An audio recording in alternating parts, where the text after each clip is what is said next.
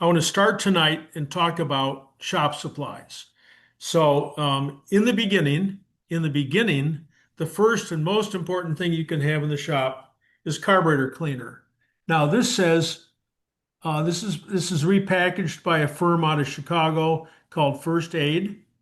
It says vandalism mark and stain remover. We used to get our carburetor cleaner from First Aid. I ordered a case of it to replace, or a couple of cases of it to replace our diminished stock 15 years ago. And we got this carburetor cleaner in, which is like gum out or something you'd buy at Napa. It just didn't work. And I called up my salesman. I said, "What's the deal?" He says, "Well, we can't sell that carb cleaner anymore because it's got toluene and acetone in it." I said, "What am I going to do?" And he says, "Buy our vandalism mark and stain remover because that is our old carburetor cleaner. We just can't sell it as carburetor cleaner. So you're after toluene and acetone. And this carburetor cleaner is dynamite. It is the greatest stuff ever. So we go through a lot of it. It's under a propellant, and I just cleaned out the inside of a MGC brake master cylinder reservoir today with that and compressed air and got it almost perfectly clean. So it's and you can't even reach down in there. So anybody else use any other carburetor cleaner that you'd suggest is dynamite stuff? John, where do you get Well, that's it. I don't know. You can call them. You can call them and find it. They sell it in cases. And if you want to get in touch with me, I'll give you my salesman's name, and he would be happy, I'm sure, to sell a case of carburetor cleaner. it? Put a link up. Okay. All right. So the next thing up we have is engine oil. Lots of discussion about engine oil. I use Valvoline VR1 20W50. It's got the zinc in it that it's supposed to have. I know other oils do too. And I know Bob and Gloria use an oil weight much lower than this, but they have a different kind of driving style too. How many miles you get on your car this season, Bob, Gloria? We just went over 550,000. Took a short trip this year, only 6,300 miles. Had to get Okay. home for a funeral. Okay. All right. So anyway, that's that. And you use five something, right? Well, I was using Castrol 550, uh, but it's hard to find anywhere. So I switched over to a friend of mine uses Mobile One 1550. Okay. Very, very similar. And you can get that at Walmart or just about anywhere. And Okay. you can buy the quarts or the jugs. So, and All right. that works pretty good. I mean, I've got all those miles and it seems to be okay. So aren't those both synthetic and not mineral? I Yeah, thought, they're synthetic. And the okay. reason I use synthetic is when you go on a 7 or 8 thousand mile trip, I don't have to change the oil like I used to do. Okay, new info. I thought we were supposed to be using mineral oils in our old beasts.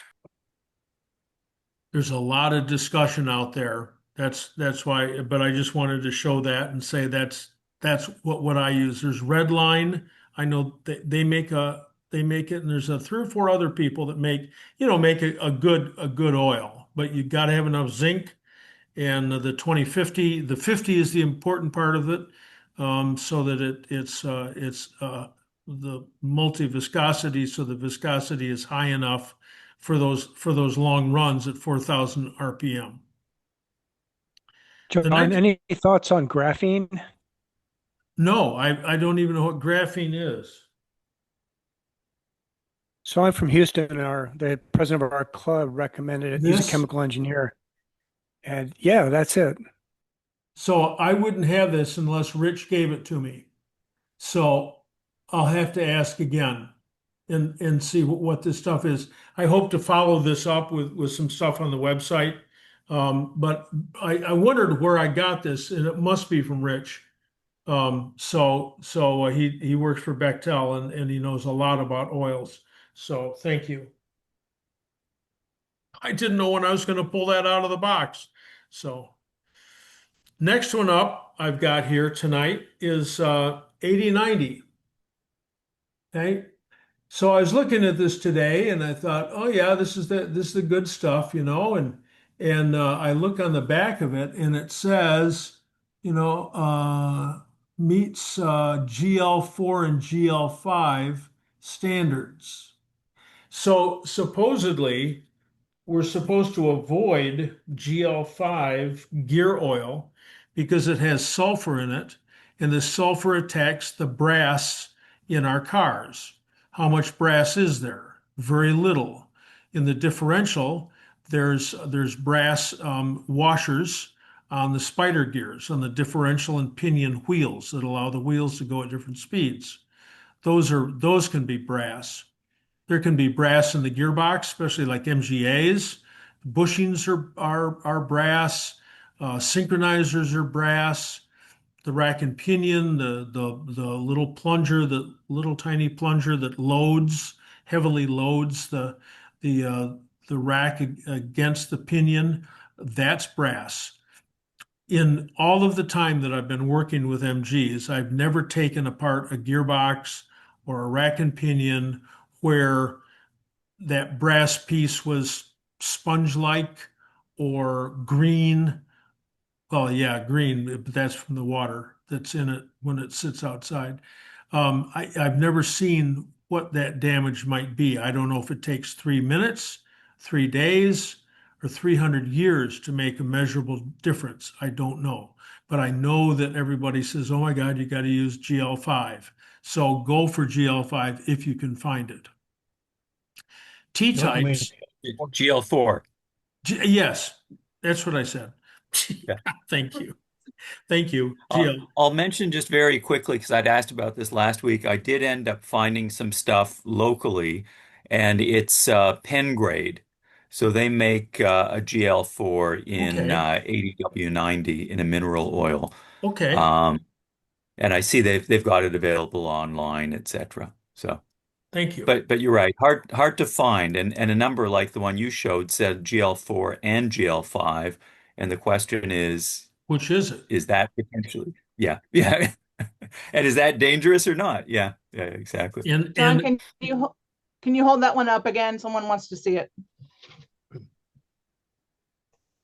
So this is just Napa. Yeah. Napa. It's you don't have to have exotic oil in your differential or your gearbox or your rack and pinion or your carburetors.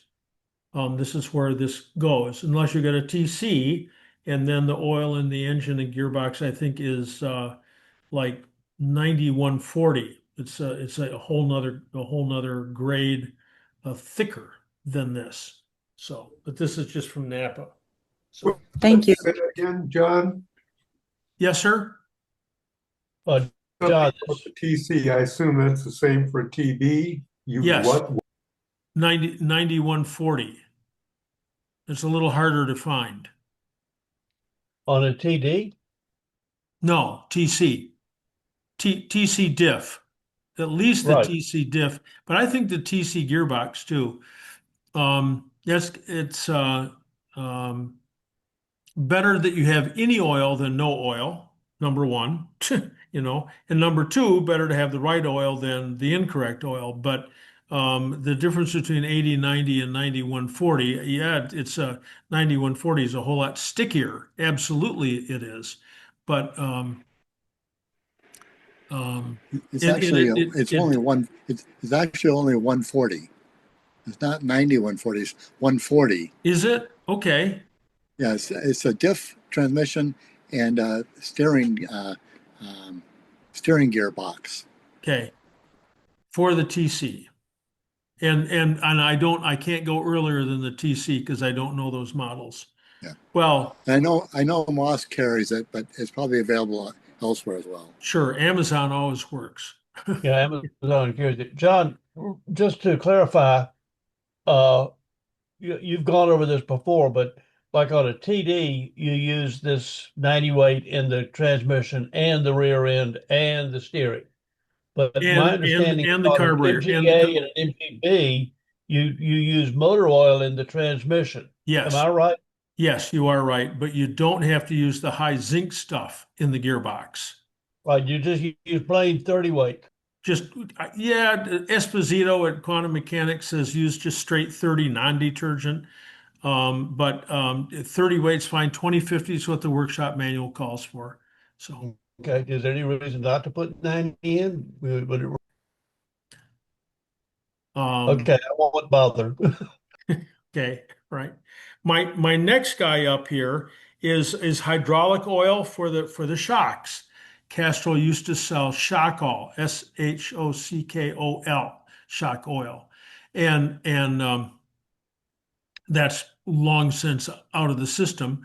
We had Universal Oil Company in Ohio make us up 5-gallon pails of shock oil in 50 weight rather than 20 weight, which is what the workshop manual calls for, to account for wear. You know, if things start to get older, the thicker oil you put in, the better it works. So you can buy hydraulic oil for your shocks. If you can get it up to 50, use it.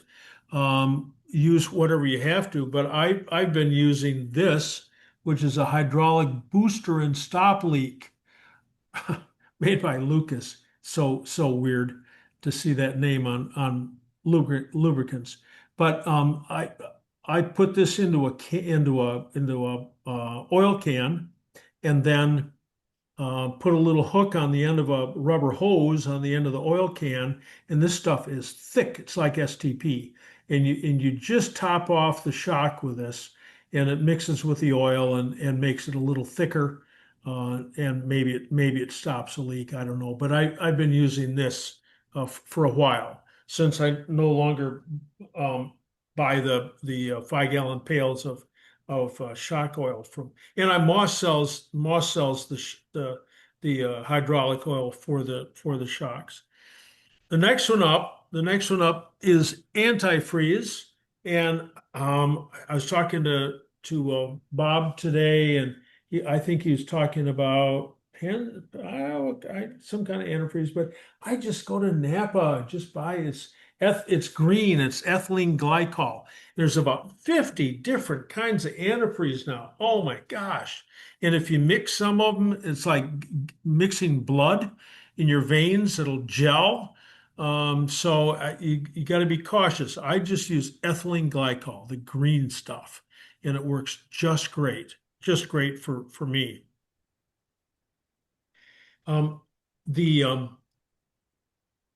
The corollary to the carb cleaner that I use a lot of each is number 2, red grease. Doesn't have to be red. It can be blue, it can be black, it can be gold. I love red. I love the red grease. We used to buy tubes of the stuff, and this is no number 2 grease. It's rated for wheel bearings and everything else in the car. So you can buy this. You can also buy this at Napa. You can pull the cap off and use a brush. You can also get spray grease. You can get spray clear grease. You can get spray white grease.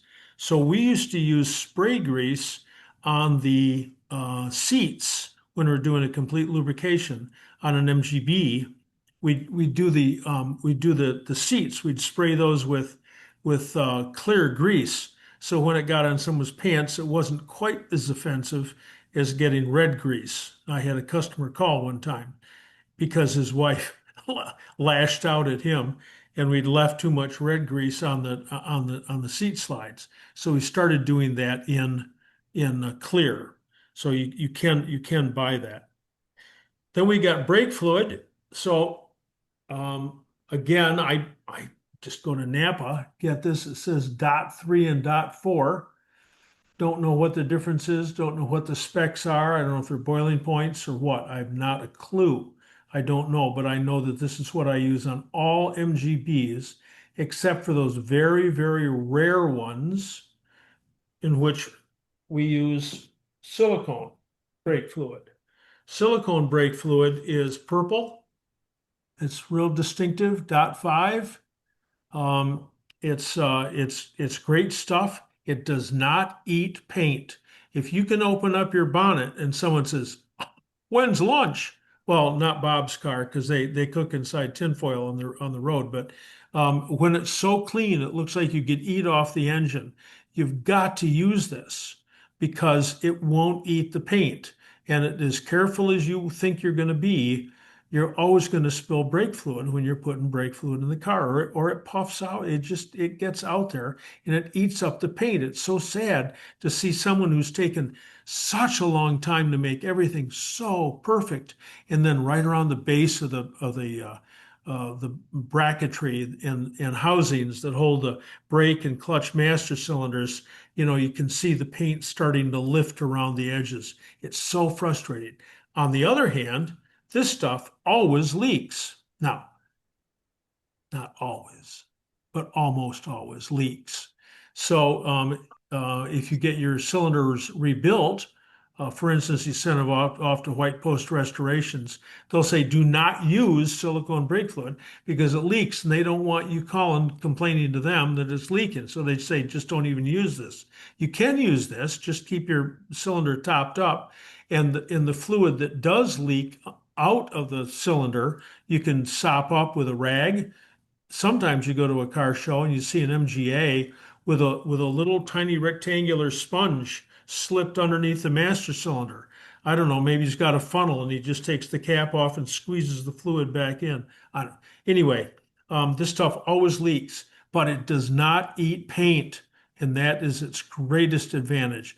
And where it leaks, it doesn't leak out at the wheel cylinders. It leaks at the master cylinder. That's where the leaking seems to occur. Hey, John, Yes. I know you're kind of going through this really rapidly, but you're talking about DOT3 brake fluid. Talk about the Girling Lockheed fluid of the early days versus today. Like if you're using original Lockheed seals in a restoration or whatever, what sort of fluid you need to use? Can you use the modern fluid, or should you use a Girling Lockheed? Answer, I don't know. You've got who's got original rubbers? Because there was a difference between Girling and Lockheed Yeah. fluid, and I have piles of the stuff. the So original. John, years ago, I had a very early MGB and it wanted castor oil in the hydraulics instead of brake fluid. So I put DOT3 in there, and sure enough, it dissolved all the seals and had to redo everything. Okay, that's getting pretty rare now, and I don't have an answer for it, and I don't know why it happened in the first place. Well, the natural rubber of the original seals would deteriorate if you used American brake fluid. Yes. That's why you use the Girling or Lockheed brake fluid. But most replacement seals today, if they're not the original in the box, are synthetic rubber. They don't deteriorate. And Well, no one's got again, you have to know your car. You have to know what you're putting into it, and use a proper fluid. John, just as a information for you and everybody else, DOT 5.1 will eat paint faster than you can wave the can across the car. why would they label it DOT 5.1? It seems confusing. Well, again, 5.1 is a higher boiling point, and DOT 4 is a higher boiling point. Okay. But that's the confusing thing is DOT 5 is synthetic, but all the others are, mineral. Okay. John, this is Rudy, and I used to work for Napa. Yeah. And you cannot mix DOT 5 with the other fluids. Correct. You cannot, if you have 3 or 4 in your car, don't put 5 in there. Correction. Go ahead. Department of Transportation requires that brake fluids be miscible. In other words, you can mix them without immediate damage to the brakes. So if you mix them, you should flush it and fix it. But in a pinch, you can mix them. It's required by law. Sure. Yes. And then go home and flush your system. and either decide to do 3 or decide to do 5. But do not leave it in there because it'll destroy your seals. No. I took Okay, well, I'm just telling you. I took a TC apart a couple years ago, and all the silicone brake fluid had crystallized, and it must have been a chemical reaction from something, but I don't know what. But anyway, so we went through and rebuilt the master cylinder and all the wheel cylinders and put in brand new .5 and labeled it so that we wouldn't get the wrong stuff in there later on. So my next guy. Talking about labeling it, you can buy labels that say use silicone fluid only. If you put silicone in your system, put a label on there so that people know. Yes. Yes. Okay, so tomorrow I'm going to get a bowl and I'm going to mix half and half .4 and .5, and on the next Zoom I'll tell you what happened. All right. Okay. All right. John, can I give you? Can I give you my 2 penneth from England? Yes, absolutely. We here would use .3 in clutch systems. It lubricates better, and boiling point isn't really an issue. And then we'd use .4 on a regular car. .4 is slightly less hygroscopic than .3. And the reason that a lot of people, and I use 5.1 in my braking system, is it's much less hygroscopic. So there's no reason not to use it other than it's slightly more expensive. As a preference, I use silicone fluid. But if I've got a car that's already got conventional brake fluid, when I change it, I'd go to 5.1. Less hygroscopic. That's why it's got a higher boil. One of the reasons it has a higher boiling point. Thank you. Thanks. And all this stuff about silicone, if you mix it, it makes your seals. That is absolutely not my experience. I think silicone brake fluid is brilliant. I have an Austin Healey 3000s, had silicone brake fluid that I've never changed since I put the car on the road in the mid-90s. It's still got its original fluid, no leaks, everything's lovely, and maybe I'm lucky. Wonderful. Wonderful. It's there is a particular fault on T-type and MGA master cylinders where the silicone fluid will ever so slightly expand the primary seals in the master cylinder sometimes. So you got to account for that and allow the piston to come a tiny bit farther forward in the master cylinder, which is easy on the MGA, harder on the T-type, just so that the little tiny pinhole, which is, I don't know, what, 2,000ths, and I mean, it's around the diameter of a human hair, I swear, is exposed. And so the fluid can get from the master cylinder reservoir into the bore, the main bore. So I've used silicone on A's and T types where the brakes have locked up. But it's an easy fix. So these are all considerations. So MGBs, I've never seen any problem with using silicone fluid ever. A's and T types and midgets, yes, like bug eyes with that same tandem master cylinder. So anyway, let me go on, and I want to talk about assembly lube. If you're assembling up an engine, you can't read the label. It says Federal Mogul on it, but it's this red, super thick assembly lube. It's really nice stuff for putting the engine together just in the very beginning. So you buy a container of this, and it'll work for an entire engine rebuild, probably more. You can buy ZDDP paste. It often comes with a new camshaft to brush onto the camshaft lobes in the bottom of the lifters, just so that in that initial 20 minutes to start, that there's lots and lots of ZDDP around the cam, so that the lobes don't pick up any premature wear. And I didn't bring my valve lapping compound, which is just sand in a watery solution. And you can use that on a stick to lap in the valves in the cylinder head, or use it to lap the oil pressure relief valve into the back of the block.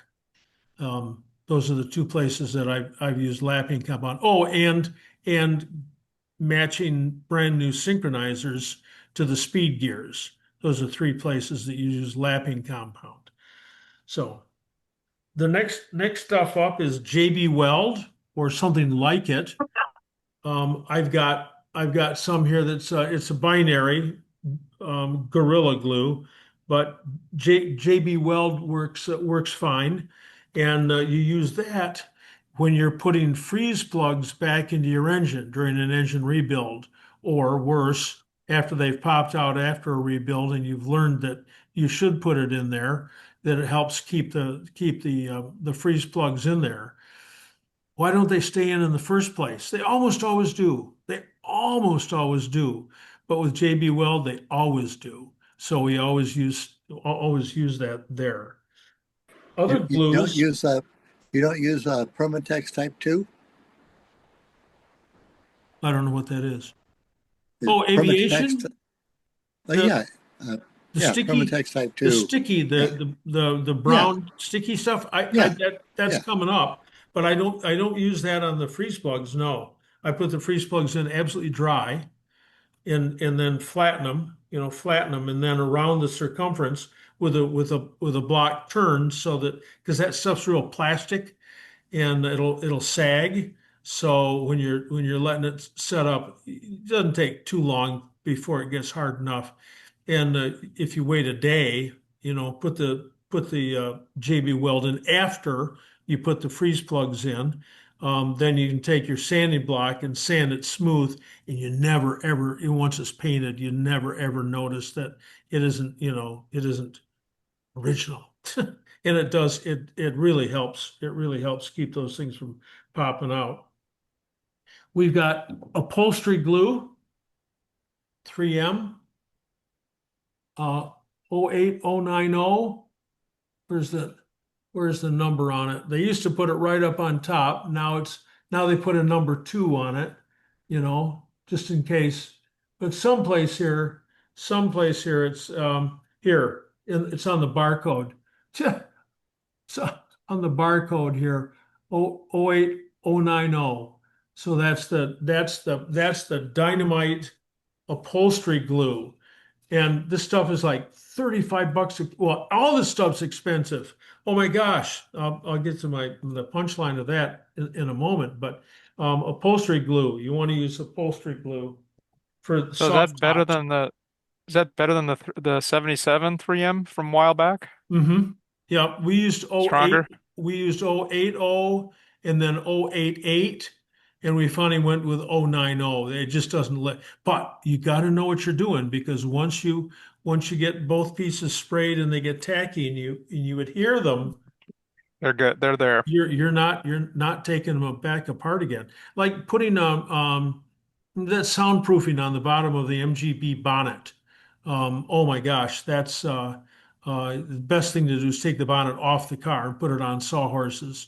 Spray both pieces, the fabric and the bonnet with the glue. Wait for the 5 or 10 minutes, whatever they tell you in the instructions. And there's a two-person job, and then you take a rag and fold up your wrist and put it so your knuckles are in the rag, and just back and forth and really force your knuckle. You can't do it with your knuckles against the fabric, because you'll burn your knuckles like a rug burn.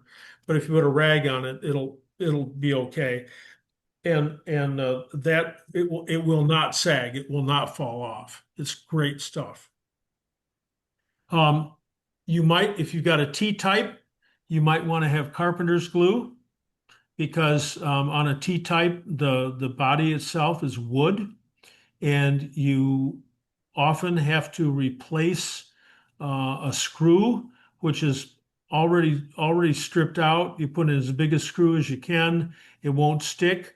So instead, you take a 1/2 inch drill bit, you got to be really careful so you don't drill through the outside of the car. Drill through the wood, put the glue on it, put the glue on a dowel, put the dowel in, wait for it all to dry, finish it, and then drill a new pilot hole in the dowel to get the screw to stick. There's not much wood beyond the T-types. There's a little bit in an MGA, floorboards. There's wood in the engine on a Midget 1500, but there's not much wood. So anyway, carpenter's glue is handy if you've got a T-type. Hey John, do you ever take toothpicks or wedges of wood to jam into the hole to get the Oh, threads sure. to bite onto something? Okay. Yeah, but that's yes, absolutely. And you soak those in that glue too and jam it in there. But that wood's really soft wood and if you put you turn the screw a little too much and all of a sudden you go, whoops, Yep. yeah.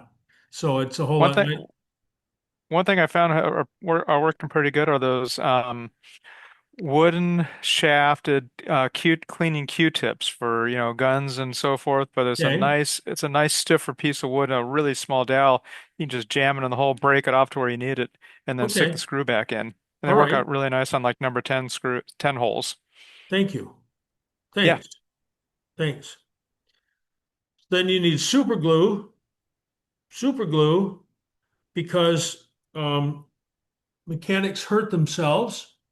So if a person approaches you and claims to be a mechanic and he's not bleeding, scabbed, or bound with some sort of um,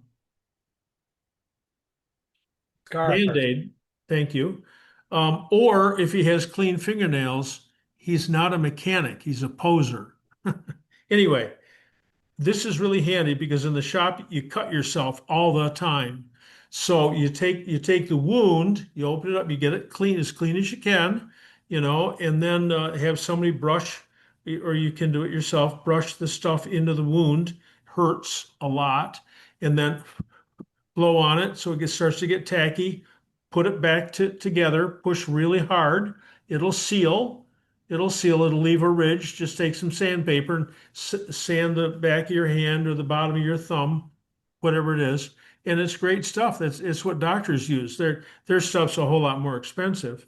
And I'll have somebody say, well, you can't close up an open wound. Well, I'm just talking about little tiny stuff. I'm not talking about great big wounds, and especially not ones that are dirty. You want to make sure it's clean first. Hey, John, I put up a post up. There's just a Google document where we're sticking this stuff since you're going so fast. So if you commented on something, find the link for the Google Doc and then type it in there because this is going way too fast for me to keep up either. Oops. Okay. No, I mean, it's fine. We just have a lot of things in the chat too. So okay. if you have a recommendation, put it into the shared document that's in the chat. Thank you. So there's always a reason for penetrant. If you want to get something apart quickly, you either quench it or you heat it up red hot and it comes right apart. But if you don't have the ability, you don't have an oxyacetylene torch, it's someplace creepy, you just don't have the time, then there's 100 different types of penetrants. This is Power Lube by CRC. I don't know what the important part of this is. Some people mix Marvel Mystery Oil and transmission fluid and WD-40 and the Napa stuff. I think their penetrant's called Breakaway. There's a bunch of different penetrants, and each makes its own claim. But you'll find the one that's good enough for you. One that's especially good is this XPL 101, but this little tiny can was like $20. So I hardly ever use it. Hardly ever use it. And it was told to me by a locksmith in Altoona, Pennsylvania. He said, "Oh my gosh, we use that stuff all the time. Nothing works like this stuff." So anyway, I don't, somebody's making an awful lot of money off it. This is just another chemical, but it's great stuff. John, Included. I haven't used that, but we found Deep Creep by Seafoam. Yeah, It deep works creep. Yep. phenomenally well. Yep. You've talked about last time we talked about this. You talked about deep creep. I remember that. You got quite a memory. So then, if you're working with your locks, I always just use spray. I spray penetrant in the lock. I don't go for this. But anyway, you should. Any locksmith will tell you, "Oh my God, don't put anything sticky inside the lock. It'll just get worse." Well, it doesn't for a while. It works, makes it work real nice for a while. But you got to have graphite. But if you've ever met a locksmith, you'll see the downside of using this frequently, and you cannot get your fingers clean. So anyway, that's another lubricant for locks is the graphite. When you're working on the body, there's all different types of seam sealers, seam and joint sealers. You know, the whole MGB body is put together with just I don't know how many individual pieces there are in an MGB body. 50, you know, and there's all kinds of ragged joints all over the place. And so you put this into a gun, spray it or it's a caulk it out in a line in a seam sealer. Or it's paintable. It's great stuff. And there's good stuff. There's better seam sealers and worse ones. This one I got from my body man. He's my landlord. So they use good stuff. There's no end. Yes. John, what are you using for lubricant on the speedometer cables? I've had this question before. You don't want to use WD-40 is not a lubricant.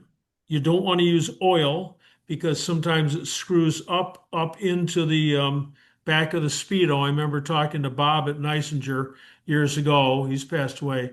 You know, saying, "Oh yeah, we took your Speedo apart and it was filled with grease on the inside."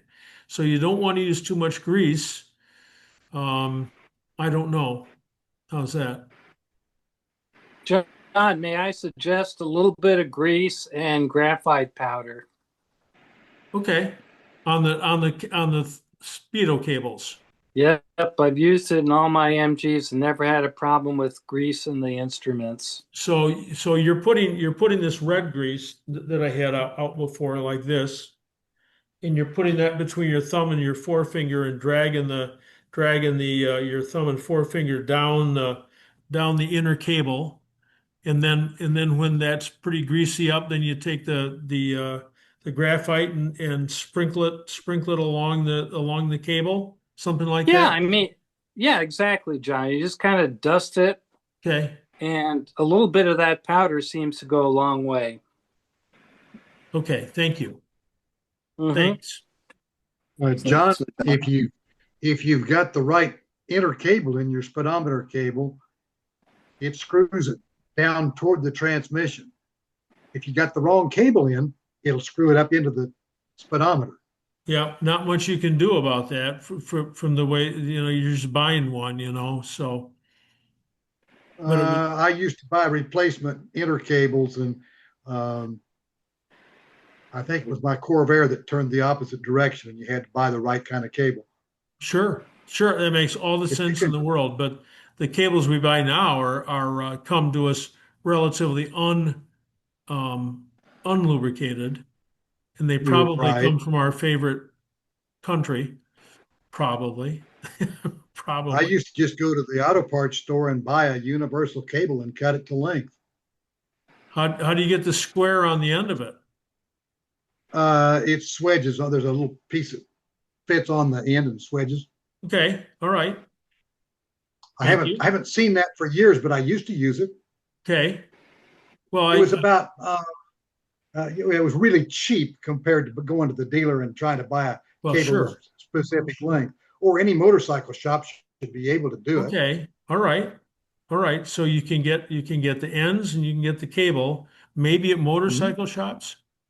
I think so. Okay, I'm not or sure. bicycle. I mean, do bicycles have? Hey, anything. So not anymore. They're all GPS. I Even remember bicycles have I remember GPS. going to a nut and bolt store in Battle Creek, Michigan in 1970, and they had British Standard Proto tools hanging on the wall too. So that was a Maybe not anymore. it was a while ago. Yeah, yeah. But anyway, thank you. So John, Thanks. John, Yes, getting back to the seam sealer, yes. I've been using Eastwood Corporation brushable seam sealer. Okay. They also have it in the tube, but it's easy to get. Eastwood.com. Is it binary or is it just the stuff that comes out of the bucket that you Again, just paint on? either in a tube or in a quart can, Okay. and it's brushable. I use it all the time, especially on these rusty old MGs that I work on. If I'm just putting a little patch on the underside of the frame or whatever. But the seam sealer works great. It's a brushable, paintable. Eastwood's got a lot of really good products. Yeah. Thanks. We're talking a little bit more about paint. This is not Gliptol, but it's red insulating varnish. You can see where it says red insulating varnish. So that's what Gliptol is. So if you take your T-type engine apart, and some of the MGA engines, you'll see that the whole inside of the engine is painted red.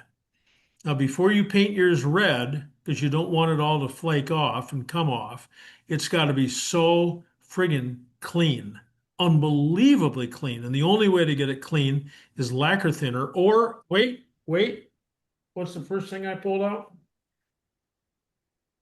The carb cleaner, right? Graffiti. And and and a lot of compressed air because you've got to get it you can't have anything left in in the cast iron or it'll loosen up and that stuff will come off. It'll go through the oil pump all right, and get lodged in the filter, but the whole point of putting on Gliptol is to get a nice smooth surface on the inside of the engine so the oil washes down and doesn't get caught in those billions of little tiny imperfections and holes in the casting. Gliptol is also used for electric motors and just the insulating the windings. And let's see what else I have. Oh yeah, here's my favorite can. Absolutely, hardware stuff. Rust-Oleum, just black gloss. Everything looks good when it's glossy black. It doesn't stay glossy black for long, of course. But your A-arms, spring pans, all that stuff underneath. And Rust-Oleum is a live paint in that it doesn't dry. It always stays damp underneath and moves around. The better coating, of course, is powder coating. And just hands down, absolutely. But if you are going to paint, use that Rust-Oleum stuff. But I know Eastwood has some stuff that's just paint over rust. Their POR products, but some of those have got some little edges of problems. If they're exposed to too much light, something happens, so they turn gray or something. But I just use Rust-Oleum. It's great. And chip brushes. You can order chip brushes from. We're not talking about tools yet. We'll do that another time. But you can buy a gross of chip brushes for probably $30 or something, and you use it and you throw it away. There's no cleaning, there's no muss, there's no fuss.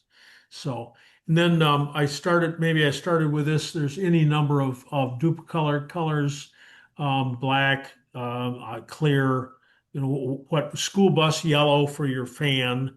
There's all kinds of stuff, and always read the instructions because somebody spent some time to tell you how to use the product correctly. So now we're over into the cylinders, and we have my favorite, Sil Glide. It's from Napa, Sil Glide, and it's Vaseline. I don't know what's special about it. I don't know if Vaseline's the same stuff or not. I sent John Clark over to Napa today to get two tubes of Seal Glide. These are 4-ounce tubes, okay? 2 tubes. And they didn't have it. He had to go to another store. So that shows how we're getting timed out. Nobody uses this kind of stuff anymore. It's at least not to have it in stock, unless you take the other side and say it's so popular they ran out of it, which is probably not the case. 2 tubes, how much could that possibly cost? $35 for 2 tubes of this. So it's to have a well outfitted shop with cases of carb cleaner and paint and penetrant. Oh my gosh, all of a sudden you're talking $1,000. Anyway, Seal Glide. You use that on when you're building all the wheel cylinders, all the master cylinders. It's rubber grease. I just used it when I was putting rubber seals into a radiator diaphragm that I'd put around oil cooler hoses first, and it makes it slip and moves around, and when it's all back in place in an application like that, you just take a rag and wipe it off, and then you don't see the excess. So it's a whole lot better than putting some stuff in dry. John, we use Seal Glide from Summit Racing. Comes in a can with a dauber brush. And Okay. they have it in stock all the time. So if you can't find it anywhere else. Thank you. It's only $12 for a can too. Maybe we should have ordered ours in a can. So I don't know. Anyway, one of the next ones out I've got is this guy that I used for brake parts lubricant. Used to be that we used white grease on the micram adjusters, like on a TD or a TF or an MGA, where you got to click, click, click, or the pins and some of the pieces on an MGB. This stuff's real high temperature, and supposedly, I don't know, I used it because I was creeped that I didn't want to put it together dry, not those micram adjusters. And I felt so uncomfortable using white grease that we used to use all the time because its melting point was so high. So we've got Seal Glide. Then my favorite stuff, anti-seize. Top broke off, so I've got a acid brush down inside it. But anti-seize, this stuff is it's in a bag because even if it's in a bag, it's going to creep out. It used to be powdered lead in an oil solution, and my standard comment is that if Julius Caesar had used it on his chariot, it would still be in a museum someplace. Anti-seize is great. You don't use it in the engine. Use it sparingly on some of the front suspension and the front bolt on the leaf springs. You put that on there, you put it together, you can take it apart 30 years from now after it's been in salt water. Well, I don't know. Almost. How's that? Anyway, it's just great stuff. It will not allow rust to form. It's so wonderful. But you have to be careful about using it because it creeps. You use it, and then 2 weeks later, there's a funeral. You got to drive home for a funeral, and you drive into your house, and you go in, and you pull shoes out of your closet, your wingtips, and there's a daub of anti-seize on the wingtips. How did that even get there? It will. It creeps. It's awful. It's awful stuff. But it's so wonderful in some applications. You just have to keep yourself really, really clean while you're using it. The antithesis to anti-seize is locker, thread locker. So there's 3 different popular types of thread locker. There's the blue Loctite, the blue Loctite, and then a little harder stuff is the red Loctite. And then there's another one, a green Loctite for putting like bearings together, races into housings and so forth, stuff you don't want to have move. It's just mechanics glue. But when you're assembling an engine and you got nuts on the bottom of the connecting rods, and those connecting rods are going up and down, 60 times a second at 3,600 RPM, you want to make sure those nuts stay on there and don't start to come loose. So the torque is supposed to do it. The stretch, that's supposed to hold it. But I use a lot of Loctite when I'm building an engine. It's easy enough to unscrew a nut. You just have to it takes more torque to break it loose. Then we've got gasket compounds. I don't have the right stuff, which is a Permatex product, but I've got Ultra Black. So one's a silicone base, one isn't. I like the right stuff. I think Forrest at Rusty Moose Garage, who took over for me, he likes Ultra Black. I think Ultra Black sets up pretty quickly, so you can't screw around with it. So there are those two products, and then there's also a high temp. Now you'd never ever use this stuff because it's orange. If you put it on your exhaust gasket and someone looks at it, they're going to go, yuck, why have you got orange goo sticking out of the side of your exhaust gasket? You go, because it was leaking there and I couldn't sort out the leak. So I used this high temp gasket sealer. This is really, I've had this a long time. I hardly ever use it. Don't like to use it. First of all, because it's orange. And then there's also that Permatex, it used to be called Permatex Aviation #2.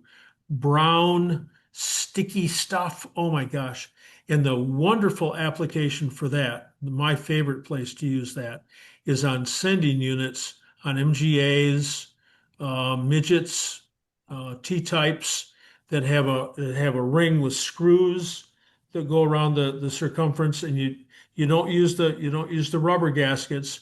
You use the cork gasket, buy the cork gasket, and bathe it in in that #2, and put in and dip the screws in it also. And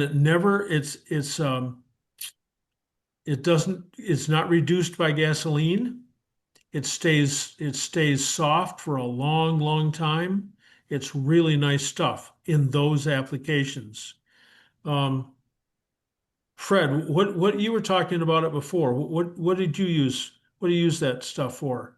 The #2. Well, I use it for all my cork gaskets. If you have a cork rocker cover gasket, you have cork tappet cover gaskets. Okay, all right. Anything, even on the pan gasket, I use it for that. Okay. You like to use grease on those. I use the Permatex. Yep. That's because I've had to take pans off too many times after I put them on. But that stuff still comes off for a year afterwards, maybe. Oh yeah. Okay. You might not be able to salvage the gasket, but it'll come apart. Okay. All right. Okay. Thanks. So let's see. Then when you're using your propane tank, you don't want to use one of those little tiny cylinders the size of the diameter of a pop can, but 3 feet tall. Get one of these with a great big base that you'd use for camping for your propane torch, and then it's not gonna fall over so easily. So propane, just for your propane torch, easy schmeezy. You've got to have distilled water to put in your battery if the battery gets low. It's such a hoot. You go back to the MGA workshop manual, and there's like 2 or 3 pages of instructions about the battery and how to check the specific gravity and how much, little charts to show you how much distilled water to add or how much sulfuric acid to add depending on what gravity you've got, all corrected for temperature. Is so complex. And if you buy a car today and look in the owner's handbook, The only thing it says about the batteries, don't drink the electrolyte. So anyway, distilled water. And then another one that I love is Napa sells this. I don't know what the stuff is. It's purple. I know what it is. It's purple power. I don't know what's on the inside of it. It'll take all the moisture and oils and stuff out of your fingers. So you want to use it with gloves. But man, if you've got anything that is dirty, like a marbled surface of an old computer or something or other, and you splash that on a sponge, wipe it across, it just takes the grease away. I used it on a whiteboard one time, a whiteboard that I used it for dry erase, and because I had some heavy marks on it from permanent markers, and I got excited and did the whole thing. It took the sheen off it. It was gone. You could no longer use it as a dry erase board. So it's you have to, it's like any kind of cleaner, use it in a corner first. Just make sure, don't start right in the middle. Make sure that it's okay. So that is my hour-long presentation of John? Yes. Now the purple power also makes like a hand cleaner. It's like goop. Okay. And Walmart's been selling it as a laundry stain remover and hand cleaner. Okay. But it's purple power, and it's like the goop, and it has a lanolin base, but it's great for taking grease off your hands, but not stripping them completely of your oils. Okay, thank you. Hey, John, one of the fluids you didn't mention, I've got a picture of it up there. It's very important in my shop. The beer. I don't know if you can see it. Yep, I got that. The alcohol. Yes. Yep. The only alcohol I brought for tonight's demonstration was isopropyl alcohol, but ethanol is a whole lot better kind of alcohol. Yep. It powers both engines and people. So yeah, it's good stuff. Hey, John. Yes, Bill. Yeah, one thing you didn't mention, and I've used it, and I was surprised you didn't mention it, was brake clean. Yeah, I don't use a lot of that. I use carb cleaner instead. But brake clean is great. Carb cleaner is better. Yes, brake clean. I'll add that to my list. Yep. Well, I'm not telling you to add it to the list. I just was surprised it wasn't mentioned. That's all. If Fred came up and made the was challenged to make a list like mine, 90% of the stuff would be the same, but he wouldn't have some of the stuff I had, or he'd have more stuff that I didn't have. So anyway, thank you. Another one you didn't mention was denatured alcohol or white gas. That's what the workshop manual calls for cleaning brakes, is denatured alcohol. They call it paraffin, but it's the same thing. Denatured alcohol is ethanol with enough methanol mixed with it so you can't drink it. It's not natural. Something like that. Anyway, yeah, paraffin, the TD workshop manual, boy, that was an eye-opener to me when it said wash the air cleaner in paraffin. And I thought, before I melt down a bunch of candles, I'm just gonna look up and see if there's something about that British those British words that aren't quite the same as the American words. Yep. Yeah. Gasoline is the Coleman fuel is the same thing. Okay. All right. Coleman white gas. Okay. Well, gasoline is just the best cleaner for almost everything, but I hate to mention it because it's so friggin' dangerous, And I didn't talk about getting hands clean. My hands were real dirty today because I was working on those old MGC master cylinders. And when you use that carb cleaner, this stuff it takes all the oils off your finger and stains them up real badly. And I used to use Tide, liquid Tide. And if your hands are filthy dirty and you've got to get them clean, like right now, you use liquid Tide on a brush and scrub the shit out of your hands, and then wash your hands over and over and over with regular soap. But repeated exposure to Tide detergent breaks your fingernails. It just crumbles them. So you can't use it a whole lot. But in an emergency, there's nothing gets your hands cleaner than a brush and liquid Tide. I learned that from a Polish mechanic in Toronto. They say that the Dawn dishwashing detergent is really good for your hands and all kinds of cleaning stuff. You can actually use it in your parts washer, to help get grease and stuff off. Sure. Yeah, John, one thing that I like using is like just wet up a paper towel and then just spray it up with Simple Green, and that gets most of the crap off your hands and it doesn't tear your skin up. I don't buy Simple Green. I don't use it all. I don't use it, so I don't buy it. I don't buy it because I don't use it. But I know I thank you for saying Simple Green. That's a real nice cleanser. I use it for a degreaser and it does a great job. Okay.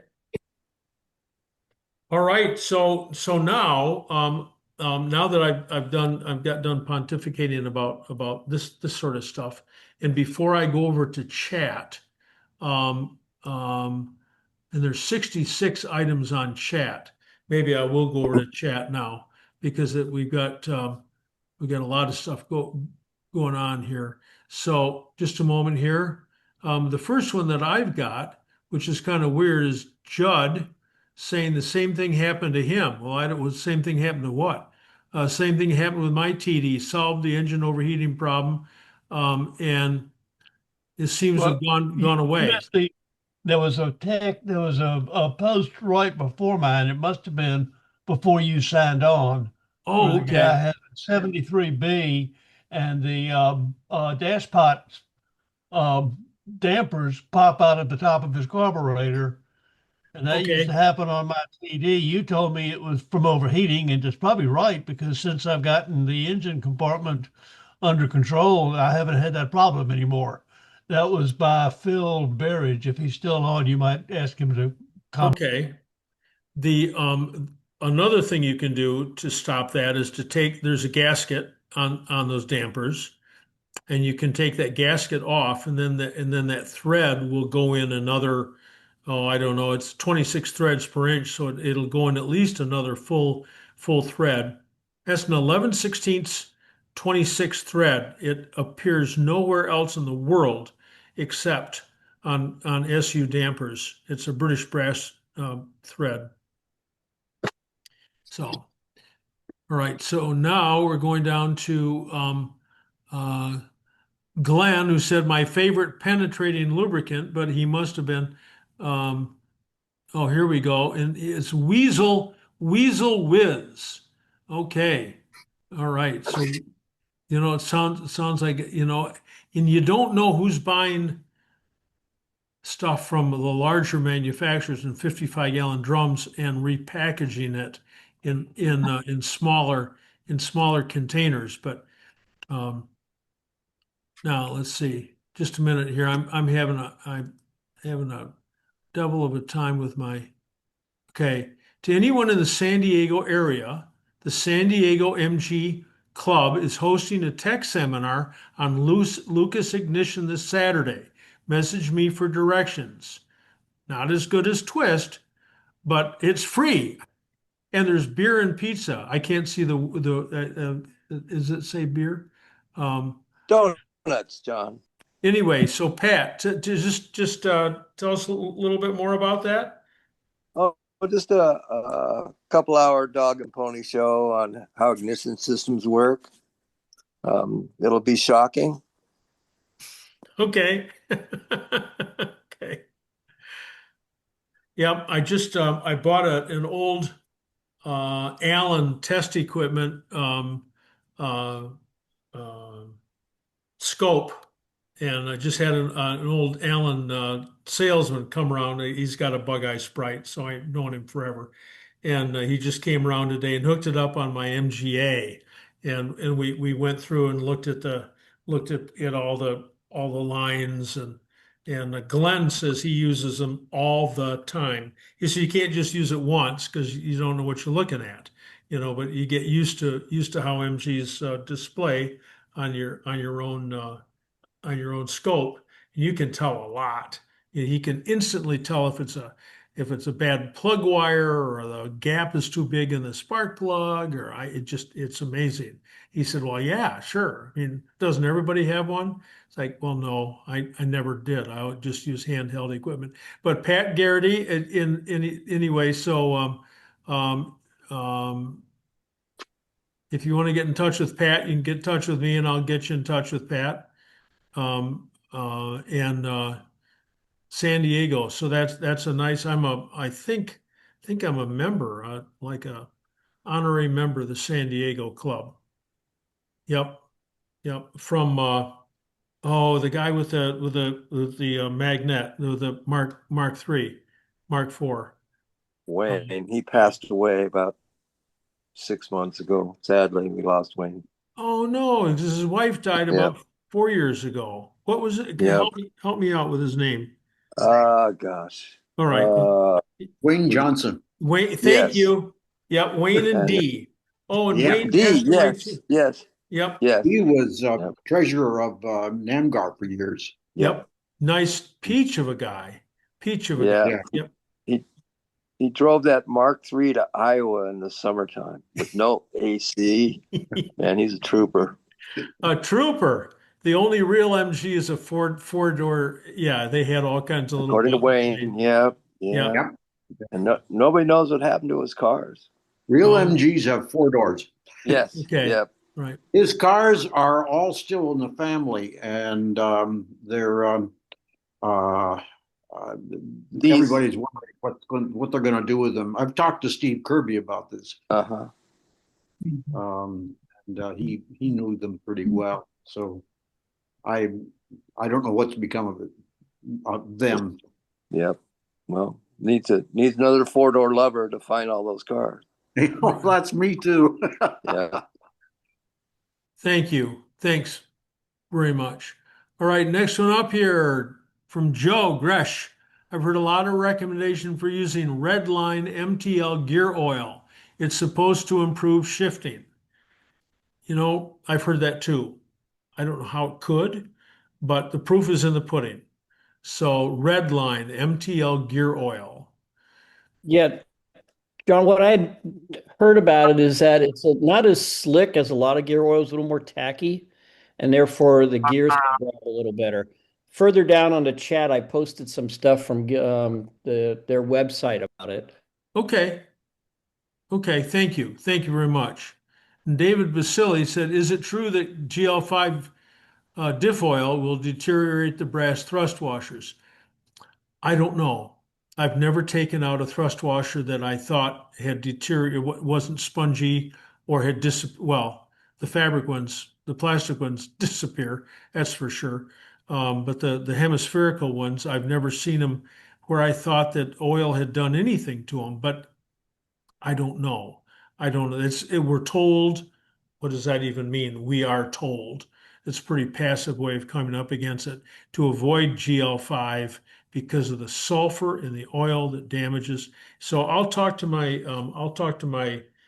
friend who knows a lot more about oils and chemistry than I do. So You would think that John Esposito would have something to say about that because he does those all the time. He does. He does. He does. Absolutely. Thank you. Yep. Here we got a MG International Sandusky 2026. So we got a note on that. Here we go. Here's a good one. I have trouble with a passenger door. It won't open. When I take the door panel off, do I need to be a gymnast to reach the locking mechanism? So I can't tell who this is. Are you still on? Can you Yeah. Okay, so what year and model is it? Can you hear me? Yes. Yes. What Oh, year and model? 79B. Okay, and so you can grab the door and the door moves in and out eighth of an inch, maybe, kinda. Doesn't move at all. Okay. So you should be able to take the door. How do you get the door panel off? You can't get the door open. Um, that's that's number one. But there's the interior release mechanism. The reason I started on that was because sometimes the screws get loose. They're 3/4 inch long Phillips screws that hold the latch assembly against the door. And sometimes those get loose, they'll walk out and they'll get jammed. Close the door and one of the screws will jam. But usually you can move the door a little bit, usually. So I'm I not. think that I think that happened to me because twice I went out and the passenger door was open a little bit, and I thought, why is that? And I just slammed it shut. And that now it it doesn't do anything. Okay. I don't have an easy solution for you. I wish I did. Okay. John, it's Tim. I wonder if the car needs a new pair of sills on it. No, I think this one just got restored. Okay. I think. But where it's sagging, you mean sagging so badly that it's the door's under Yeah. stress. That's a So possibility. just jack it up a bit and see if it straightens it out. That's always a possibility. Put a block of wood on top of a trolley jack and put it underneath the right at the jack point, just to the rear of the jack point. Jack the car up. See if that'll take some stress off it. That's an idea. Thank you, Tim. It's an idea. Okay. Okay. Thank you. Yeah, I wish I had. Yeah. Geez. We got Valvoline first aid. Um, Here we got Martin Heisel says he's been using Kendall GT1. So that got enough zinc in it? Must I be. think so. It was I bought some probably a year or two before the pandemic at the big British car show in Bronte Creek. It actually took place again, I guess, last weekend. And somebody had come in and brought a truckload of that stuff. So Okay. that's what I've been buying since. Right. Yeah. Okay. And then the next Simon Boothroyd says that Castro GTX Classic has I'm sure that classic oils they jacked up the ZDDP again in that. So that's Castro's always been a good oil. Um, um, so yeah, and Pat Garrity says this is talking about motor oils like talking about politics, dogs, and religion. No, everyone's got their own ideas. So, can you show Caroline said, can you show the product again, please? I'd be happy to show the product again if you told me what product you wanted me to show, Caroline. You did. That's the one I told you about. Oh, all right. Okay. All Yep. right. John, Yes. Pen grade is pretty good too. Oh, all right. PW50. It's Okay. got enough zinc and phosphorus in it.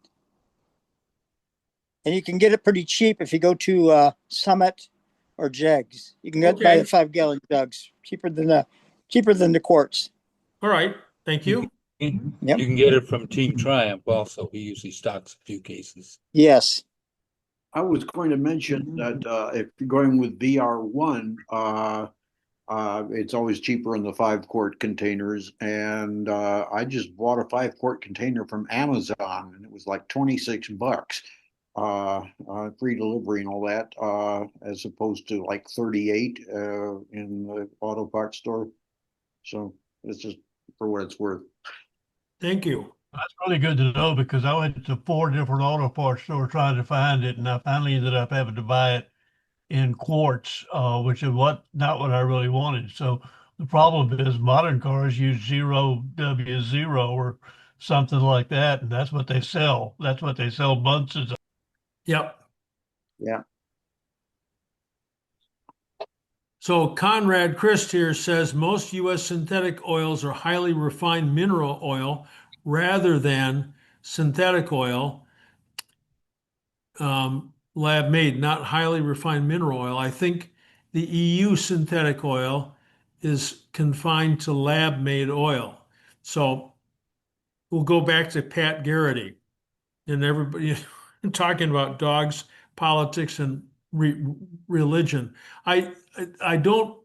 I've never heard anybody who is not invested in selling their own product give a really good explanation, excuse me, of oils. We can do this again sometime. There's no legal definition for synthetic oil. Mobil sued Castrol. Mobil lost. If you want true synthetic, use Mobil. I do. Okay. All right. How about Berryman's carb cleaner? It seems to work well. Andrew, I don't know what Berryman's carb cleaner is, but I do know that this company in Chicago is enjoined by the federal government in saying that they could not sell carb cleaner with acetone and toluene in it, and that's what makes it hot. That's what makes it really nice. But Berryman's, so that's another name. I haven't seen that before. And Mr. Meisel says he uses Royal Purple. And then we've got a lot of notes here about red line, a lot of red line oil, a lot of comments. Bill Henley, John, I'm just a minute here. I'm having a real hard time. Here we go. Okay, just a minute. Bill Henley. I've been using the Valvoline VR1 synthetic for the past year or so. When I changed it, I sent it out to analysis to a lab. There's considerable difference of opinion on using synthetic oil in our cars, so wanted to see if it caused any issues. The results came back, and other than the additive package having been used up, there were no issues whatsoever. So, okay, it used to be that oil analysis was a big deal for a short time. I remember all kinds of people like 23andMe, getting your DNA done. But once you had it done, well, DNA, once you had it done, I guess it's not supposed to change. But once you sort of had the fantasy of having your oil checked out and seeing how many parts per million of brass and lead and all that kind of stuff, it's done. Actual tests for various gear oils on yellow metals. So Martin, thank you very much. Earthtools.com. Yellow metal friendly gear oils test results. There we go. So that will have some information there. Dave Smittle, your opening sentence. I always thought the most important thing in the workshop was the fire extinguisher. Well, yeah. Yeah. Yep. Just wanted to offer a cautionary word on old carburetor cleaner. Be careful with it. It can cause leukemia. Okay. Yes, absolutely. It can. That's why the federal government doesn't allow the toluene and what was the other part in there? Acetone to be used freely like that. Some people are a lot more susceptible to that stuff than others. This stuff it jumps out of the can. Jumps out of the can and says, "Where's the soft tissue?" Goes right for it. And I know some people have suffered greatly. So you just again use. We'll talk about workshop safety maybe another time. Carrie Gersh, Yes. all these wonderful oil products have made a mess of my engine over the years. I'm wondering if you can recommend a degreaser and offer any advice you might have in the process. Absolutely. take $5 worth of quarters, go to the quarter car wash, and just spray the shit out of that engine. Just put it on, Okay. put it on soap and let it run, and wash it from the Yeah. front, wash it from the left, wash it from the right. Eventually, it's going to kill, right?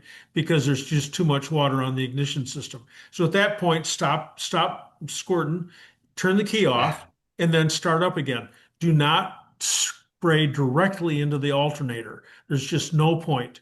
Okay. There's no point. It'll cost you 100, $150 if it goes south. Sorry, Judd, you're south. And anyway, and then spray it all off and just get down in every nook and cranny. And it's better if you have a face shield and just blast it out of there. Then, assuming that most car washes aren't very busy, take the cap and the wires off, and wipe them all off, and wipe off the coil tower and wipe off the plugs, put it all back together, make sure you know which way the wires go on before you take them off. And it'll start right back up again, and you drive home, but on the way home it starts to run shitty again.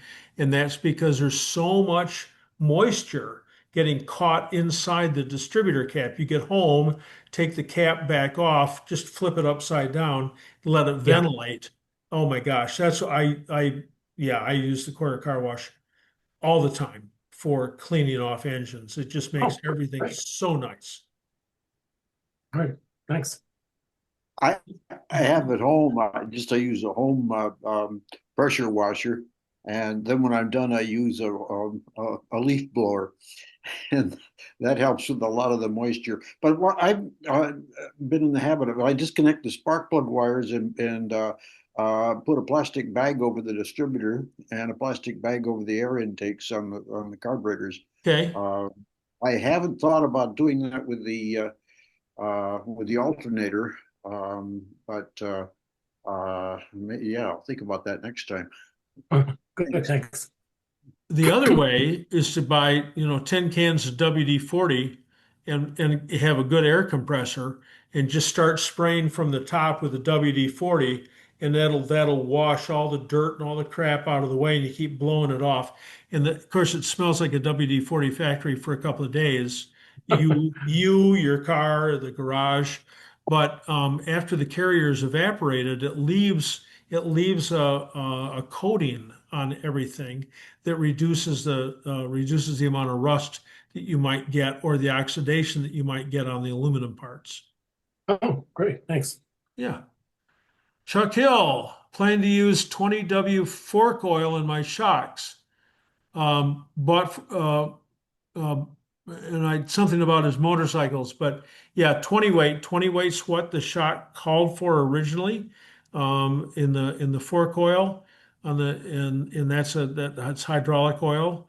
But the nice thing about fork oil, or the shock oil that it was originally made, was it had a seal sweller and an anti-foaming agent in it, whatever that means. So anyway.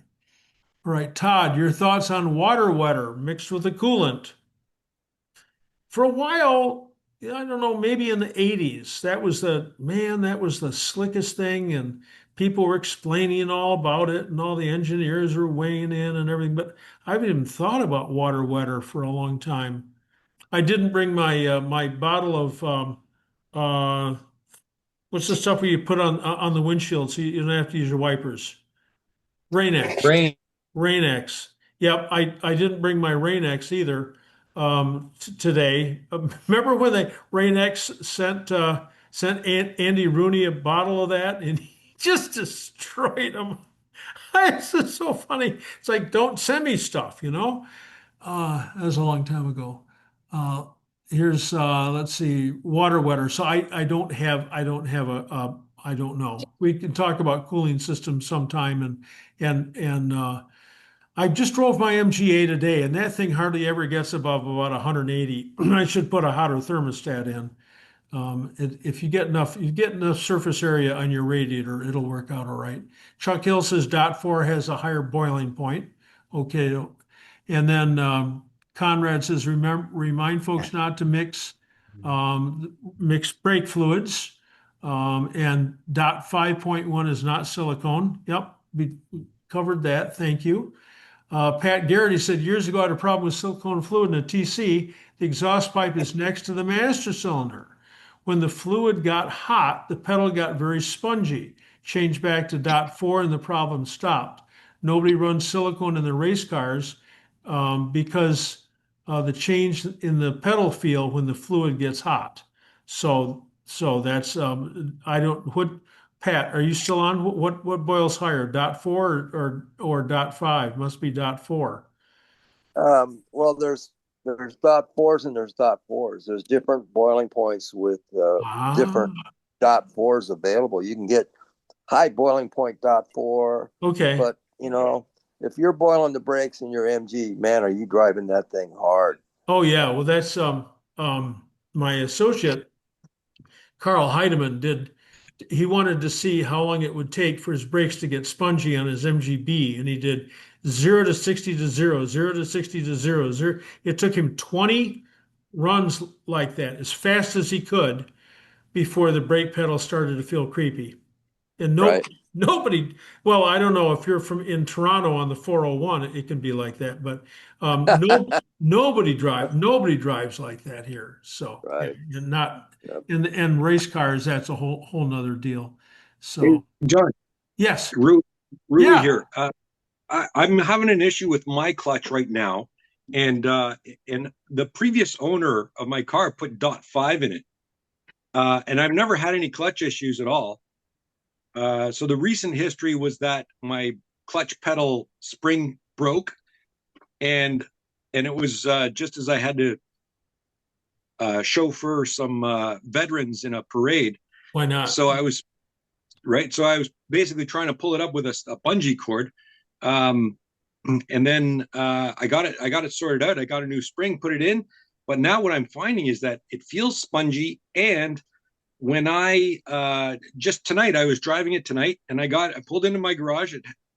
Nothing eventful happened on the drive. But when I pulled into the garage in first gear, the car with the clutch pedal all the way down, the car was still in gear, and I could not get it out of gear, and I almost hit something. Okay. So that's it's a failure of the master cylinder. And it may be that the silicone is leaking past the primary seal. So silicone is slipperier. That's my experience. It leaks more. So you can rebuild the master cylinder in place.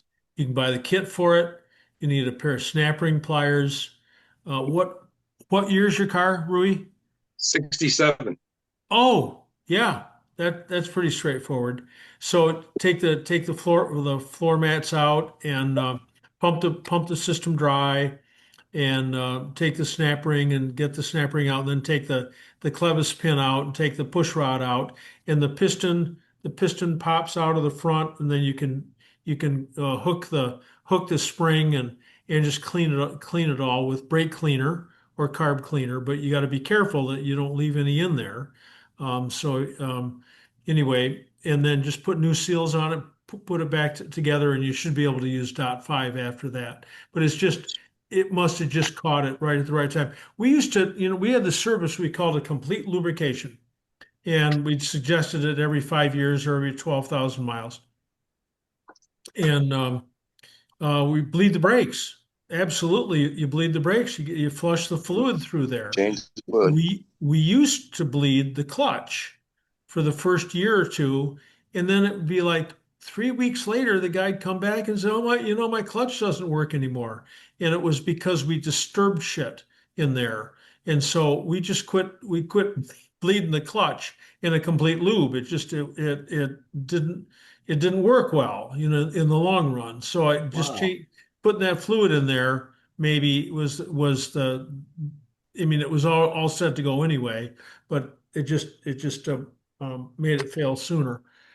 That's my guess. But you can change the whole cylinder. But oh my gosh, what a bitch that is to do. Excuse my French. Like I was leaning towards this might be like air or water getting into the system. Would it have had anything to do with the clutch spring breaking? And I had to drive it for a good hour without a spring.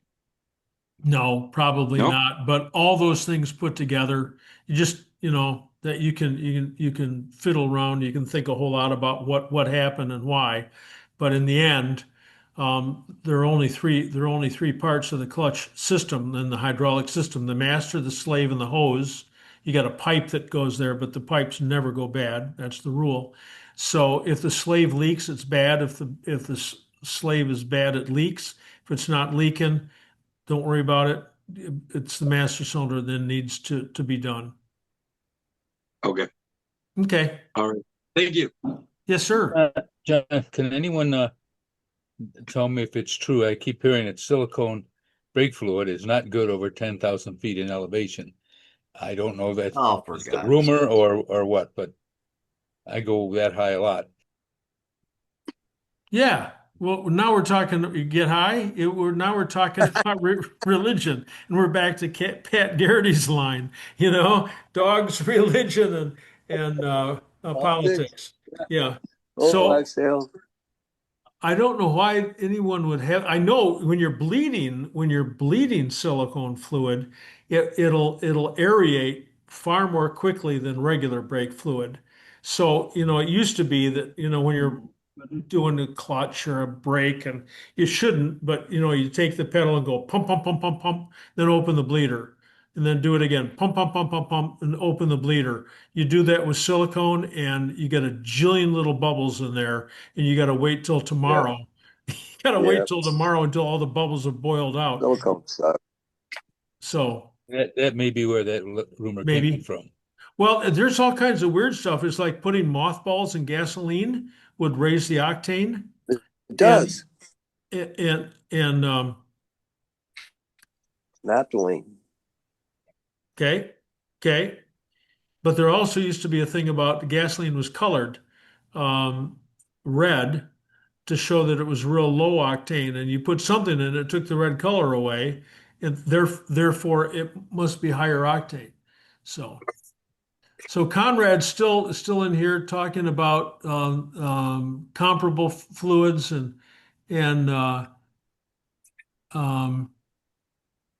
dot five, why it's not called dot five, why it's not called dot six instead of 5.1. Oh my gosh, yeah, that's an industry that needs to. Here, Mr. T. Wall says, will there be a list of these products available? Yes, we'll have them up on the website, universitymotors.online. Soon. What can I say? Soon.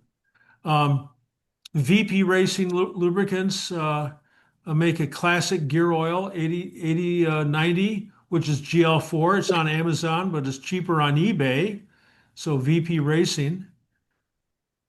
Marty's got some more stuff that she's put up. Pat Garrity, I've been using acetone and ATF for my home brew penetrating oil. Got the idea on a gunsmith website. It works the best. So acetone and automatic transmission fluid. Okay. Why can't I see the?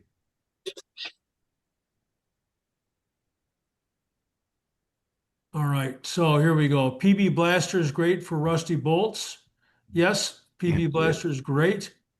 And Steve Olson, it must be a gunsmith too, because he says acetone and ATF in even amounts works well.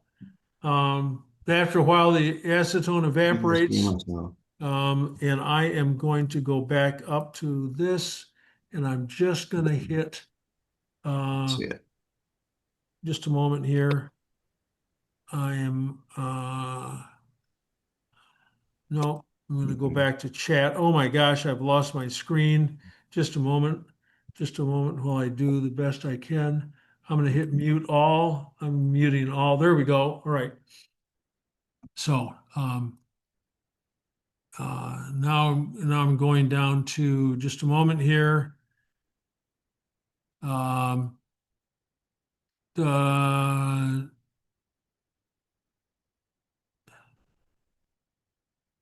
Who uses copper grease on your wire wheel hub splines? So that's Copper Anti-Seize, Bill Mills. That's There's a couple different types of anti-seize. There's the original, like lead. It can't be lead anymore, I'm sure. And there's nickel anti-seize and there's copper anti-seize. And a lot of them have to do with the temperature at which it hangs on. And I know we used to use nickel anti-seize because I think it was the highest temp on the gaskets on MGB exhaust pipes, where the exhaust donuts fit on a pipe up through 74, and then you could get those back off again. So I like that about the acetone and the ATF. That's real nice because it's so inexpensive. Now, Dave Densmore says anti-seize is a soft metal in grease. I have both aluminum and copper. Other places on our MGs, like the threads and pins on MGB brake adjusters. Sure, I just use grease there, but yes, absolutely. Charlie says, for trans fluid, does high zinc such as Valvoline have a downside? No, I don't think so. It's twice as expensive. The high zinc oil is about my experience, twice as expensive as the regular oil, and there's just no point in putting it in the gearbox, but it works just fine. So Pat Garrity says T-series gas sending units, toss the cork gasket, order the thick compliant gasket from the frame up with a product called Seals All. John retired before it was available. I did. And it fits an MGA too. So Doug Pelton in Phoenix, Arizona runs a shop from the frame up. It's TC's. TC's, that's his business. He was able to capture a world market just by focusing on TC's. And he's got a lot of interesting products there. And I had forgotten, I think I knew once, that he made that replacement seal that'll fit an MGA and an early midget and the T-types. So thanks. Ben Andrews says, Hylamar blue gasket compound. I believe the shop manual even specified it for the square cork main seal caps, but that was written a long time ago, and there are better products out there now than the Hylamar, I think. Ice House Beer. Oh, that's Caroline's note. That's from Judd's picture there. Yep. Steve Olson, someday the topic should be waxes and polishes. Well, then I'll get Pat Garrity to have his dog there along with a political sign and a religious symbol.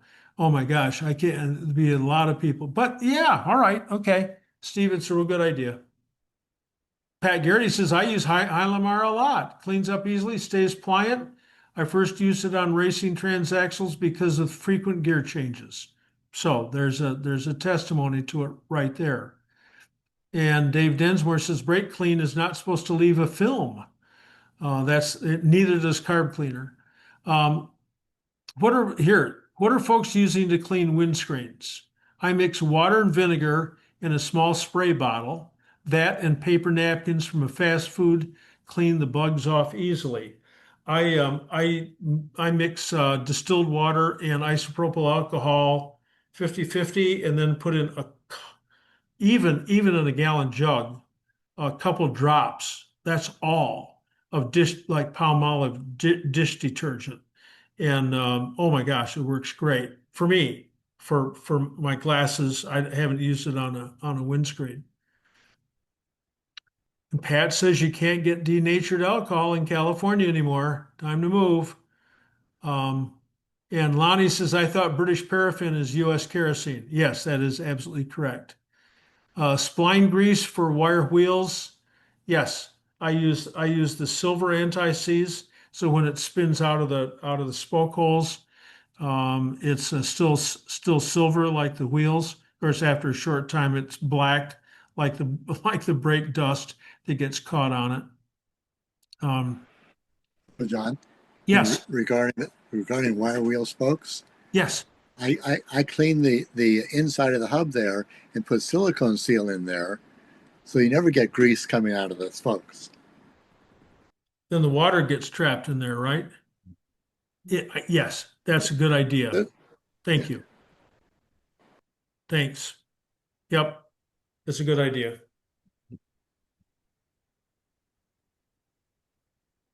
And let's see, anti-seize is a soft metal grease base. I have both copper and aluminum. Another place to use it is a screw and an adjuster, the MGB brake adjusters. And Mark says, I just wash the dinner dishes. Works like a charm. Probably wasn't supposed to follow that. Conrad, do you recommend using water pump lubricant and water wetter? I don't. I don't. The seals seem to be working okay on the MGB water pumps, T-type water pumps. I don't know about water pump lubricant, but there's a graphite seal. It used to be graphite that would press against a smooth surface, and it just it can't leak. Even under pressure, you can't allow it to leak or you lose your coolant. So I don't know what keeps it lubed up in there. If it's graphite, that's self-lubricating, right? But like a like lock graphite's graphite, but I don't know. John, John, I have one comment on the wire wheel and silicone. Yeah. I put that on my wire wheels so long ago. I can remember I bought them from Cecilia for $38 each, and I'm still on them. And they have never loosened up and they have never rusted. So so that idea to use silicone in there really does work. Okay. Thanks. All right. Thank you. Thank you. $38 for a brand new wheel. Yes. That's before I bought my MGA. A long time ago. Oh my gosh. So That's back in black and white. yeah. Yeah. Speaking of California, Moss now only ships from Virginia. So thank you for that. And someone else says, did they close the Goleta warehouse? I know they were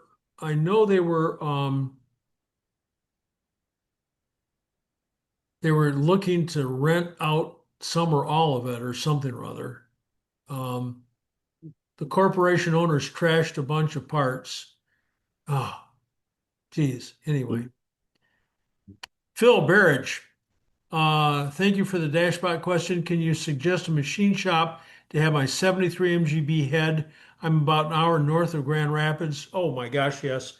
And that's CD, like a Charlie Delta. CD engine service, 4571 Buttermilk Street in Hudsonville, Michigan. CD engine service. They've done more MGB heads than most any other shops anywhere, just because we sent all of our heads there for 20 years, and Forrest is still sending all of his work there. So they have lots and lots and lots of experience. Plus, they can port and polish it. I can't tell you what it's going to Thank you for that, cost. John. Appreciate it. Yeah, you're welcome. Hey, one more question, if I might, please. Yes. So I just recently purchased this 73, and I really don't have a history. It's sat for probably a couple, 3 years. The engine oil dipstick has got a rubber boot on it that kind of fits over the tube. What but year? it slides 73? around. It's the plate says 9 of 73. It's titled as 74. That's not the right dipstick for that car. It might be the right dipstick for the engine. Is there a plate on the engine? I don't know. But the boot slips up and down on there. So when I put the dipstick in, it goes all the way down and taps what I think is the oil can in there. Should it go down to the bottom? Am I reading the oil right, do you think? Yes, there are two different types of dipsticks. There's the pre-emissions and then the later, and then the emission dipsticks. And the prior ones go all the way down and touch the bottom of the sump. And they've got just like a boot, like a spark plug boot around them. Yes. That keeps the oil from splashing up and out. And so that you send those all the way down, all the way home. And then the later ones, which must date from around 1970, have got like a cork stopper built into the dipstick. But it depends on what kind of, maybe someone's changed the engine. Maybe, who knows? Tomorrow, call me, send me some pictures, send me a picture of the engine, especially the engine ID tag, if there's one there, and I can talk to you more intelligently about what you've got. All right, thank you. You're welcome. And Bob Whitfield wonders about Evan's waterless coolant. You know, some of the stuff's new and improved. A lot of it's just new. It's not necessarily improved.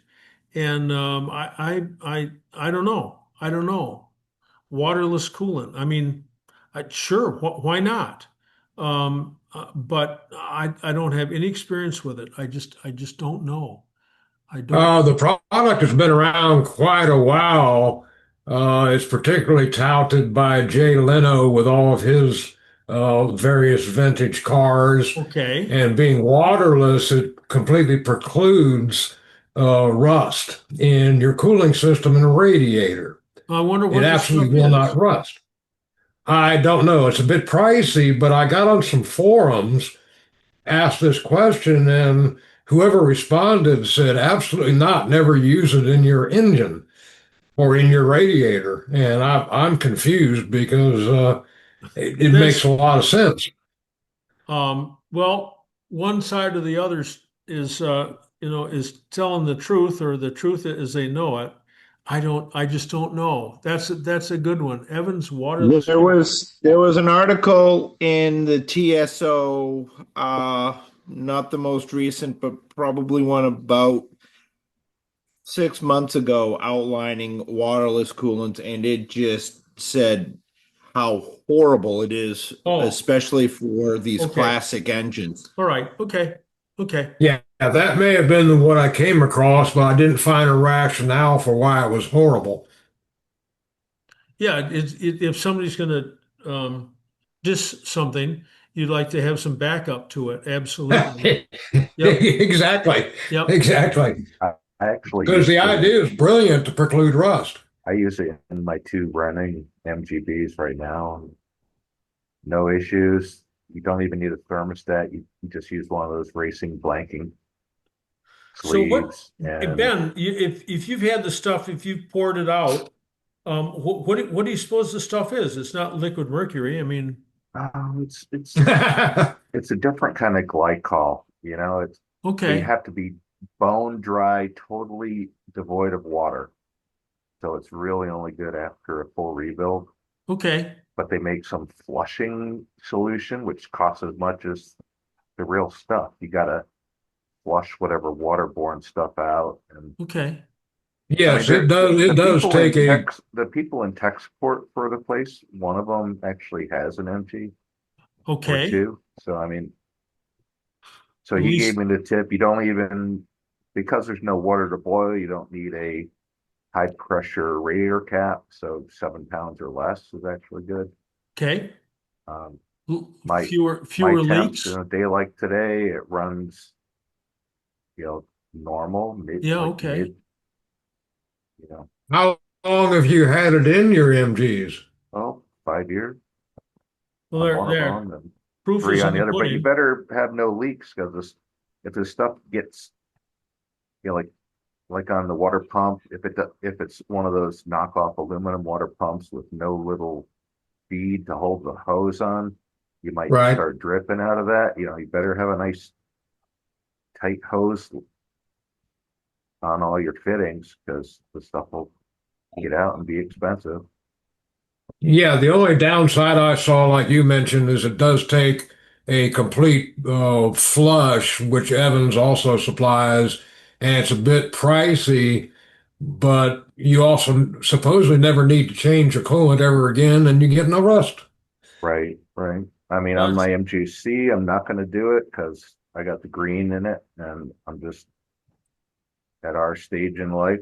How many changes are we going to have? You know, it's okay. lifetime. It's lifetime anyway. You know. Yeah. All right. Well, thank you all. All right. Hey, thanks a lot, Ben. Thank you. Thanks. Let's see what Steve Shupak, how much blow-by oil from the tappet cover is excessive? So, Steve, you've got a Yeah, what your 70, card? 71 MGB HS4s. All right, and And it's you're got starting to get, you think you're getting oil? I mean, you getting oil oh, smoke out of the back of the car? not so much smoke, but I changed the intake gasket over the weekend and noticed there's quite a bit of oil on the inside of the intake itself, past the carburetor. Well, if you're using a lot, you're going to notice a decrease in the oil in the sump, and you're And I also getting. just and I just pulled the dipstick, and yeah, it was running at the low end, so put about a quart in, and I've got about 1,500 miles or so since it's gone through a complete rebuild. All right. So if you done one long run with the engine, like an eight hour run? No. All right. Most I've done is So about it. I can't sit in the car that long. funny. So I mean, my mantra always is do the cheapest, easiest, simplest stuff first. Yeah. And that is try to get the rings to seal better than they're sealing now. Otherwise, you're going to have to take the engine apart and change the rings. You can do that in place. You get the sump off unless you put gasket goo on both sides of the gasket. Um, I was put it on anyway. And you got to take the head off. You got to take the pistons out. You know, it's a hassle. So anything you can do before that makes sense. And if you can do Yeah. one long high-speed run, get on the expressway and go someplace three hours away and turn around Yeah. and come back and carry lots of oil with you. Check, stop occasionally and make sure you're not down on oil. But sometimes that works. I've seen it work. Mm, So, mm. Okay. or else just Okay. or else just start adding oil, just carry oil with you and do it because that's so cheap in comparison with the time and money in taking some of the engine back apart again. Yeah, I'm not real excited about taking it apart again right yet. Yeah, And yeah. let's just get a whole nother engine to match up with my spare transmission. Okay, thanks, John. Yeah, Hey, and what you say makes sense. The first time we rebuilt our engine, I drove it to Colorado, 1,200 miles. I used a half a quart of oil. Then the next 2,000, 2,500, I used the other half. Yeah, it improved that much. yeah, yeah. Sometimes when you're just putting miles on it, 20 at a time or something, it just I don't know. Theoretically, why wouldn't it do that? But my experience, I had a guy from Kansas who said, "Oh my gosh, I just rebuilt the engine and I've got to put this extra oil container on I mean, it's just spitting out oil and oh my gosh, it's horrible." And I said, "Well, come on up. We'll fix it for you." So he drove all the way from Iowa to Grand Rapids, Michigan. By the time he got here, he didn't have a problem. The rings had sealed. So, yep. John, I should go. Steve. John, in the dark ages, we used to mix up a little Comet Yeah, that's scouring powder with some gasoline and squirt it in the carburetor, and that would seat the rings. Yep. I've tried that before. Kind of scary, Steve. That's real scary. Hey, it works, and we were working in a used car lot, so the bananas. Long-term success was not as important. Bananas in the differential, right? Yeah, it's so that Well, back then they hadn't invented tire shine, and we used brake fluid to shine the tires with. Okay. Makes them look new. Hey. I don't know if it's good for the rubber, but it works. Yep. Hey, John, can I show you something? Yes. We did a brake job. Guy said his brakes went to the floor. Anyway, I don't know if you can see this, That's but the piston. this is the piston. Oh my went gosh. through the brake pad. Through and the more brake. down. Oh my Yeah. gosh. Oh my I God. don't know Well, if you you're, can- you got it. If you turn off your, I don't know where you are. If you can turn off your thing behind you and because it pixelates and it's hard to see, but the brake pad got so thin that it exposed the piston behind it. That's intense. And I asked him, I said, didn't you feel it pulling one way or the other, making noise? Well, a little bit. And this man, he's a professor, but he knows nothing about anything mechanical. Life. Yeah. Oh my gosh.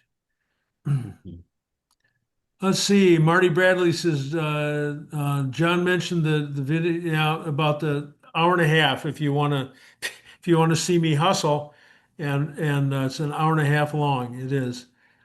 Oh, here we go. Acetone will melt some plastics. So, some.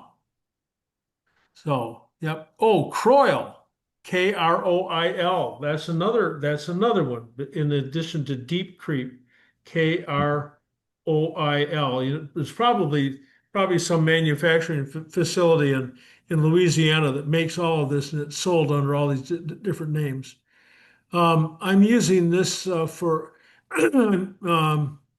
Penny Haas says, I'm using this for acetone ATF mix, store in glass, and use this when using it in doesn't melt with acetone. So anyway, there's an Amazon link there. Why are they still there? And Come on. Thank you. Alex G says yes to copper spline grease for wire wheels. I've had good luck with the following grease. Does not cake up after many years, and he's got a Nissan PBC part number here.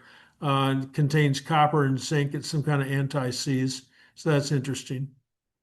John Twist answers tech questions. Yep, I know that. Video of Doug Miller wants a video of putting the stent into my heart through my wrist. Who did I just talk to who watched that? Oh, Paul Deershaw at Sports Car Craftsman. He called me up about a week after I had my heart attack, and I thought he was calling to commiserate, and he wasn't. He was calling to tell me he'd had the same thing, but he watched them put the stent in his heart. They gave me one of those date rape drugs, so I was sort of loopy. I had no idea. I think I felt something in my arm at one point. I had no idea. But anyway, Paul watched the whole thing on a screen. John, that's not a video of your operation. It's a general video in case anybody was interested in what you went through. Isn't that interesting? Thank you. Because you got a link there. Oh, yeah. All right. Yeah. That's it. Yeah. Hey, how very cool. How very cool. It sticks to your topic today of fluids. Fluid.